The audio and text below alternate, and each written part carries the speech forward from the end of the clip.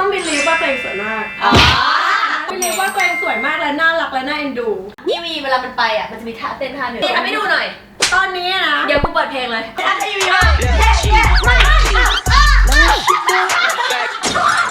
รู้สึกส่วนตัวผู้หญิงมันต้องแรดด้วยนี่แรดไหมแรดเป็นความกูว่าเป็นความภูมิใจของพวกเรานะจนถึงตอนนี้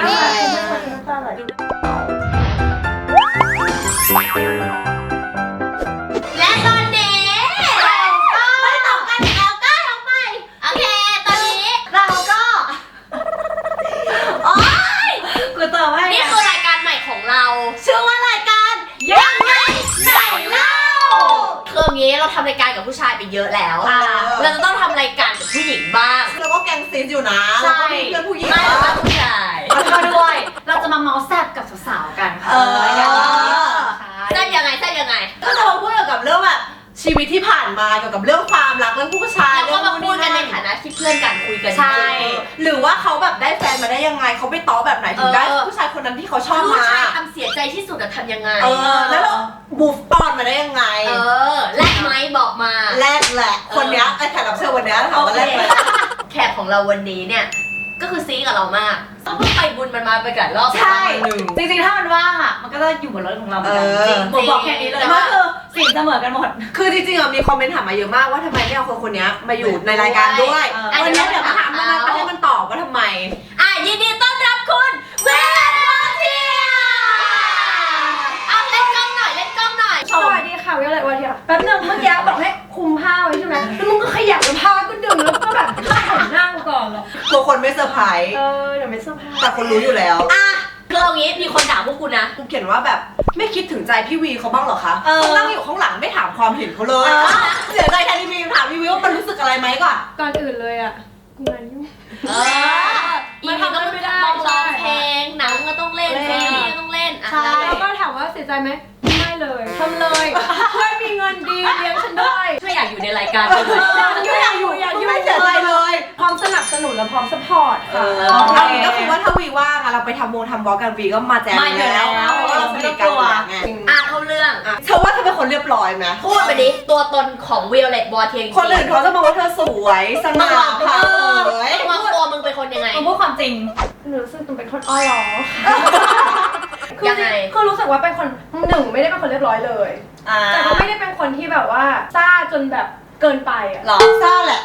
ซ่าโดยองค์รวมในชีวิตเพราะว่าอย่างเรียนเราก็ตั้งใจเรียนกิจกรรมเราก็เอาแล้วคือเราแบบเราเอาหมดแล้วแบบพ่อแม่บอกอะไรเราเชื่อฟังแต่ว่าเราก็จะมีความคิดที่สตรองเป็นของตัวเองแล้วเป็นคนมีเหตุผลมันบอกว่ามันมีเหตุผลแบบนี้แต่มันมีจริงไหมก็มีจริงมีเหตุผลเป็นของตัวเองซ่าสุดในชีวิตมึงว่าช่วงชีวิตไหนที่มึงซ่าสุดอ่ะ17ตอนนั้นอยู่แคนาดาแรกเป็นที่แคนาดาไงแล้วก็แบบพ่อแม่ไม่อยู่ทำอะไรก็ได้ทำอะไรบ้างอ่ะสวัสดีค่ะใช้ชีวิตค่ะไปใช้ชีวิตติดเพื่อนใช้ชีวิตติดเพื่อนเพื่อนภาษาผู้หญิงมี2แบบเลยอันนี้ติดเพื่อนแล้วก็ติดอะไรตายโดนไปสิมึงอ่ะโดนไปสิติดพ่อติดแม่เป็นลูกกตัญญู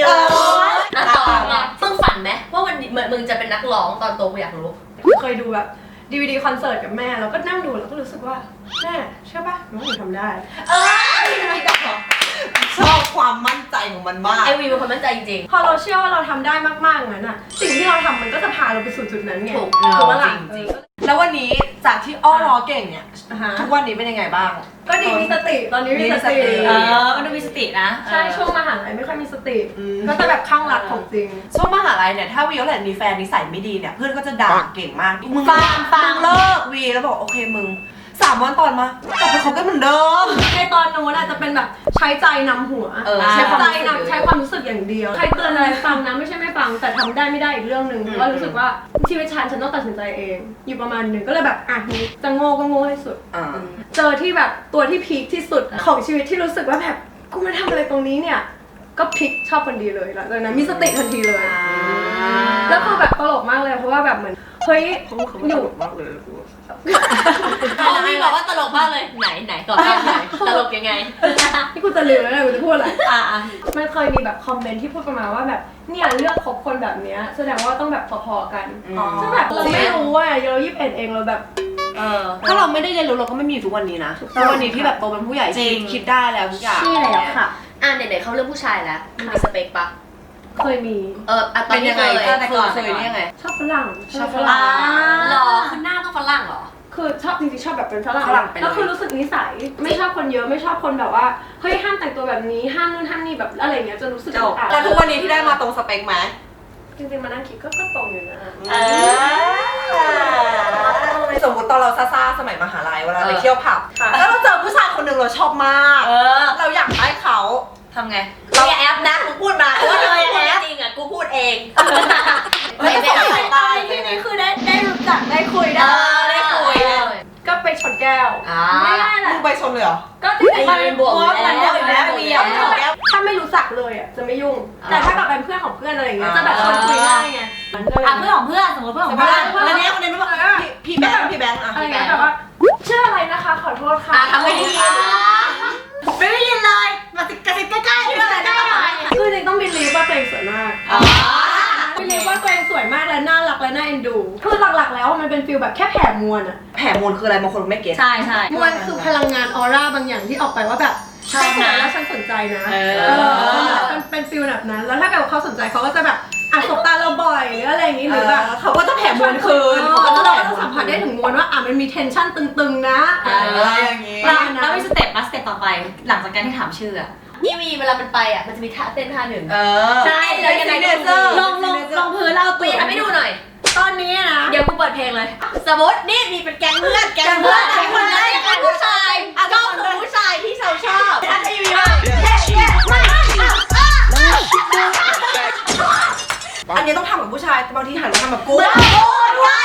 เหมือนไม่มีใครอ่อยแล้ว แต่ว่ามัน ก็เลยหันไปแล้วมึงอ่อยกูอยู่หรอ ไม่คือเรารู้สึกว่าเราเต้นแบบนี้เราสนุกเราปลดปล่อยปลดปล่อยใส่ใครก็ได้เราไม่ได้ไปแบบเราไม่อยากไปยั่วใคร แต่จริงๆแล้วอะเวลาเรายั่วใส่เพื่อนกันเองอะคนอื่นเขามองอยู่ไงจริงๆแล้วอะอันนั้นมันเป็นคนสวย มันเป็นแพลน B วีคิดไม่ทันนะแต่นี่คิดทัน อันนี้คิดมาแล้ว มึงเวลามีคนด่าผู้หญิงว่าแรดจังเลยมึงรู้สึกไงคำนี้ คือกูรู้สึกว่ามันจะมีแรดได้หลายแบบมากมันมีแบบแรดที่แบบไม่น่ารักแรดแบบแรงแรดแบบกำลังดีเพราะรู้สึกส่วนตัวผู้หญิงมันต้องแรดด้วยมันแบบไม่ได้แรดแบบไปทั่วหรืออะไรอย่างนั้นมันคือแรดแบบเป็นเสน่ห์นิดๆที่แบบเหมือนรู้จักใช้ บริหาร บริหารไม่นาน มีจริตของตัวเองอันนี้แรดไหม แรด เท่านั้นตอบเร็วมาก คิดหน่อยช่วยคิดก่อน นี่อย่างนี้ยังไงดิ เพิ่งแรดเป็น แล้วเนี่ยเลิกแล้วค่ะ แต่คำลงเยอะคำลงเยอะ จะได้ว่าแต่ก่อนมึงแล้วสมมติว่าเพื่อนด้วยกัน ไปด้วยกัน ชอบผู้ชายคนเดียวกัน กูดิ คือคนยอมไอ้มีคนยอมเพื่อนอยู่แล้วไอ้วีอะ ได้เลยแบบถ้ามึงชอบกูช่วย จริงเหรอ ใช่ สมมตินะมึงมีแฟนสมมติมึงมีแฟนปุ๊บแล้วมึงก็เลิกกับแฟนคนนั้นไปแล้วแล้วเพื่อนมึงอะจะไปคบกับแฟนคนเนี้ย ได้ปะ ว่าต้องดูว่าคนคนนั้นเป็นใคร หมายถึงผู้ชายคนนั้นเป็นใคร ผู้ชายคนนั้นเป็นใครแล้วเพื่อนคนนั้นเป็นใคร สมมตินัตตี้จะเป็นคนก้าว ไม่กูโอเค เพราะอะไรอะ มีอย่างนี้ เพ เดี๋ยว ราะกูรู้สึกว่ากูรักมึงมากพอ ใช่ แล้วเป็นคู่ดีมาคู่ดีม ก็เหมือนกันแต่มันก็ดีเพนว่าสตอรี่กูกับก้าวไปขนาดไหนมันเลิกแบบไหนมันเป็นความไม่เข้ากันหรืออะไรก็ตามกูจะโอเคมาก แต่ถ้ามันเป็นการเลิกกันที่มันโบรกกูจะรู้สึกว่ามึงห้ามแบบไปยุ่งนะอย่างเงี้ย ถ้าเพื่อนเราไม่โอเคอะแล้วอีเพื่อนยังจะมีความคิดจะไปได้นี่ก็ ยังไงดีมือขยับแล้วมือขยับเป็นใครไม่มีตาเลือก มึงเคยอกหักปะมึงเคยแบบ โอ้ยผมถามดิจำไม่ได้เหรอ จำได้ก็ถามให้คนดูไง อะไรทำให้มึงอกหักที่สุด กูรู้สึกว่ากูอกหักเพราะความคาดหวังของตัวเองเว้ย ใช่แล้ว ไม่เสียงแหบช่วงนี้ไปเที่ยวบ่อยไปต่อเต่าอะไรเงี้ย โอเค ไม่ ความคาดหวังของตัวเอง คือมันเหมือนแบบแน่ดีอะเหมือนแบบมันไม่ได้ไปคาดหวังอะไรเพราะมันเด็กๆไงแต่คนนั้นคนที่พงรู้กัน ชื่อแฝง ตู้เย็น ตู้เย็น โอเค ตู้เย็นทำไม ปกติเวลาเลิกกับผู้ชายจะเป็นฟิลแบบว่าตัดสินใจแล้วก็ไปเอง แต่เนี้ยเขาไปเว้ยแล้วมันเลยมีความแบบว่า handle ไม่ถูกอยู่เหมือนกันว่ายังไงแล้วมันก็เลยแบบว่า เฮิร์ตมากทั้งที่เราก็รู้ว่าเราไม่ได้ทำอะไรผิดเลยคือมันปักใจเชื่อไปแล้วว่าเฮ้ยคนมัน เนี่ยแหละที่เราจะแบบใช้ชีวิตอยู่ด้วยไปได้ตลอดเพราะมันโตแล้วด้วยแล้วมันก็ไม่มีอะไรไม่ดีเลย แล้วมันก็เลยคาดหวังไปเองแล้วผิดหวังก็ไปเรื่อย กี่ปีถึงจะแบบดีขึ้น 2 ปี เฮี้ยนานมาก ใช่ มึงได้เรียนรู้สิ่งอะไรจากสิ่งนี้ปะ คืออย่าคาดหวังมากแล้วก็แบบเวลาคบใครก็เผื่อใจไว้นิดนึงอะ แล้ว move on ได้ไงมึงว่าถึงจุดไหนที่มันไปต่อได้แล้วจริง ไม่ต้องมาแบบว่าแบบตอนที่อกหักตอนนั้นอะคือเหมือนต้องทำงานต่อใช่ป่ะแล้วมันเลยแบบไม่ได้ปล่อยให้ตัวเองเศร้า มันเริ่มปิดประตูความรู้สึกตัวเองไปหลายอย่างมันเริ่มมีกำแพงในชีวิตสูงขึ้นเยอะแล้วจนสุดท้ายพอไปเขียน Undo It Again ถึงแบบโหว่านี่กูยังรักมันอยู่นี่หว่านี่คือ1 ปีหลังจากเลิกกันแล้วก็เลยแบบโอเคงั้นแบบกูต้องยอมรับแล้วกูต้องเศร้าก่อนสินะก็เลยปล่อยให้ตัวเองเศร้าเลยแป๊บนึงเปิดเพลงแบบในรถร้องไห้แบบไม่มีเหตุผลอยู่ช่วงนึงเหมือนกันอะ มีวันหนึ่งอีนี่โทรหากูแล้วอยู่ดีก็แบบ1 2 3แล้วเหมือนบอลตาแตกกูช็อกมากว่าอยู่ดีๆเป็นเฮี้ยอะไรวะเพื่อนเราเลิกกับอีนานมากแล้วอะแล้วก็คิดว่ามัน move on แล้วอะแต่อยู่ดีๆแบบมึงกูไม่ไหวแล้วอยู่ดีกูก็เพิ่ง ว่ามันจะเข้าใจเรื่องนี้นะ คนนี้2 ปีนะกู6 ปีเก่งมาก มึงออนได้หรือยัง เมื่อวานเป็นที่เดิมแต่จริงๆหลักๆมันต้องยอมรับนะว่าเราเสียใจเพราะว่าถ้า ไม่ใช่ไม่เสียใจไม่เป็นไร แล้วเราก็ปิดพอเราปิดไปมันก็ฝังอยู่ในนี้ แล้วคือสุดท้ายเราเป็นเราเองที่ใจร้ายกับตัวเองไม่ยอมปล่อยให้ตัวเองรู้สึกอะไรนะคะ จริงๆแล้วเนี่ยมีเป็นเพื่อนที่expressive มากๆทางความรัก เป็นคนบูชาความรัก ความรัก เชื่อว่าความรักเป็นสิ่งที่ดีมาก โอเค เดือนมาตอนปี 1เป็นพูดว่าอะไรนะ เพื่อนอะตอนนั้นเพื่อนมีแฟนคนแรกตอนเข้ามาคณะนั่นแหละ มันชอบผู้ชายคนนี้แล้วก็ไปเดทมา มันก็เล่าให้เราฟังว่าเฮ้ยมึงเขาจับมือกูด้วยอ่ะเขาจับมือกูด้วยมึงหลังเวลาเขาจับมือกูด้วย ซึ่งตอนนั้นอะเริ่มรู้แล้วว่าอีวีอะมันเป็นคนยังไงเขาจับมือมึงเหรอไหนเล่าซิยังไงไหนเล่าซิเขาจับมือยังไง หรือมึงจะเล่าเองไม่มึงเล่า ไม่กล้ารู้ ไม่เราเล่าแซ่บกว่ามึงเล่า แต่สมมตินี่เป็นผู้ชายคนนั้นชื่อกะปิ โอเค กะปินั่งอยู่ตรงนี้ เค็มมาก นี่กะปิแล้วก็นี่วิโอเลตใช่ไหมวิก็บอกว่าไปดูหนังกันอยู่นั่งข้างกันอะไรอย่างเงี้ยแล้วพอแบบนั่งดูหนังไปเรื่อยแขนมันก็แบบเด็กๆก็ธรรมดาโดนบ้างโดนบ้าง แล้วมือกะปิย่องมาอยู่แถวๆนี้แล้ววิโอเลตก็1 2 3 เขาจับมือกูไม่ใช่มึงจับมือเขาก่อน เฮ้ย กูให้ใจมันจริงๆเว้ย มึงใจในตัวมึงพาวดิวะ กูก็พาวในมันนะแต่กูแค่งงว่ามึงบอกว่าเขาจับมือมึงได้ยังไง ก็คือจับมือกันไงจับมือกัน เขาก็จับแม้ถ้ากูจับเขาจับก็คือเขาก็จับกู โอเค ถูกปะล่ะ โอเคได้ แต่ตอนนั้นอะคือแค่ใจเต้นดูหนังไม่ดูเรื่องอะไรทั้งเรื่องอะคือนั่งมือชิดกันใช่ป่ะนิ้วก้อยตัดกันขนาดเนี้ยเราก็รู้สึกว่าเขาต้องรู้สึกได้ถึงชีพจรกูที่เต้นแรงมากแน่ๆ จับเลย ไม่ได้แล้วมันดูแบบไม่คูลไงกูแบบคูลกว่ากูจับเลย เก่งมากพลัง ทำตัวใหญ่ เก่งมาก ประทับใจมาก เก่งจริง ตอนนั้นจำได้เลยว่าตอนอยู่แคนาดาเคยชอบคนหนึ่งในโรงเรียนเขาก็แบบเหมือนพูดกับทุกคนว่าเขาก็ชอบเรานะเราก็เลยคิดว่าเฮ้ยโอเคอะไรเงี้ยแบบเรียนคาบเดียวกันอะไรเงี้ยนิดหน่อย ถ้าเรียนไปดิ เรียนหรืออะไรเรียนหรือเต้น อะไรไม่เอา มีอยู่วันหนึ่งเดินออกมานอกคลาสไม่ได้เรียนด้วยกันทุกวิชาอ่ะออกมานอกคลาสปุ๊บยืนจูบอยู่กับผู้หญิงเว้ยจูบที่แคนาดา เฮ้ยเราเข้าใจว่าเขาชอบเราเข้าใจว่าเขาชอบเรามาตลอดแล้วก็อ้าวอกหักแล้วก็อกหักเลยเราก็เล่าให้แม่ฟังแม่แบบเนี่ยช้าหมาขับไปแดด แม่ก็ลดมาก เขาแม่นิดนึงตอนก้าวเนี่ย ก้อยช่วยเพื่อนด้วยจริงเหรอแม่พูด แม่พูดเป็นจากเสียงก้อยช่วยวีด้วยเนี่ยเดี๋ยวหมามันเข้าไปเด็กแม่ไม่ได้พูดมาเข้าไปแม่พูดว่าก้อยเดี๋ยวมันบคปดอะไรแม่ไปแดกประเด็นคือพูดย่อกับครูดำคือเขาเรียกว่าอะไรซื่อสัตย์ตรงก็เหมือนมีจริงใจน่ารักเพื่อนพูดถึงความเป็นเพื่อน ค่ะ เพื่อนคนแรกในคณะเธอใคร มึง อ๋อ แล้วมันแบบลำบากใจกับกูเพราะแบบคือเมื่อก่อนวีเป็นคนที่แปลกมากคอมเมดี้บีทของวีจะไม่เท่าคนอื่นจะไม่เหมือนคนอื่นเลยแล้วแบบไม่ใช่ทุกคนที่จะเก็ตไปได้แล้วนัตตี้อ่ะวันแรกนัตตี้เลยไม่เก็ต อันเนี้ยตี้ซีเรียสมากปรึกษาพี่สาวเลยว่า ใช่ เรามีเพื่อนอยู่คนนึงทำยังไงดีตอนนี้เขาเหมือนจะเป็นเพื่อนสนิทเราแล้วแต่ว่ารู้สึกเข้ากับเขาไม่ค่อยได้ เวลา เวลาแล้วเราอยู่ด้วยกันมาเรื่อยๆแบบ ความ และความจริงใจของยู ใช่ จริง ขอต่อให้มึงจะพูดว่ามึงแปลกเลยแต่มึงจริงใจมาก เราไอ้จังหวะที่เราไม่เก็ตอะพอเราอยู่กันไป2 ปี 3 ปีเก็ตหลังๆก็เก็ตด้วยความไม่ตลกของมัน ป่าแต่อีวีเป็นความกูว่าเป็นความภูมิใจของพวกเรานะ ทำไม ดูคอนเสิร์ตแล้วร้องไห้นะยูวี จริงจริงปวดร้องไห้แต่ The Voice เลยไอ้ Living แบบดูในทีวีอ่ะ Living on the Jet Plane อะ Kiss me and smile for me. Tell me that you're away from me. วันนั้นที่เห็นมันบนทีวีแล้วแบบไอ้เหี้ยเพื่อนกูร้องเพลงเพราะขนาดนี้เลยเหรอวะแล้วรู้สึกแบบไอ้เหี้ยร้องไห้เลยงง มึง มาก จำได้ว่ามึงถามกูว่ามึงว่ากูไปประกวดเอาไว้จริงปะประโยคนี้เลยเว้ยกูบอกว่าไปดิไปเลยอะไรเงี้ยแบบเฮียแบบจนถึงตอนนี้ ดูหน้ามึงก่อน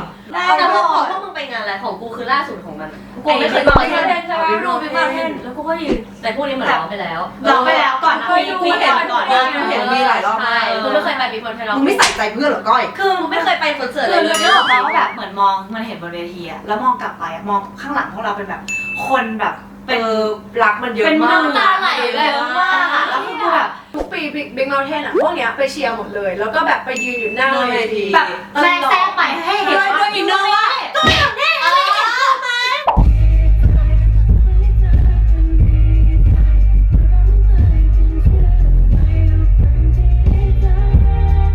คนอื่นร้องเพลงมึงฝรั่งไม่เป็นแต่พวกกูร้องได้เพราะ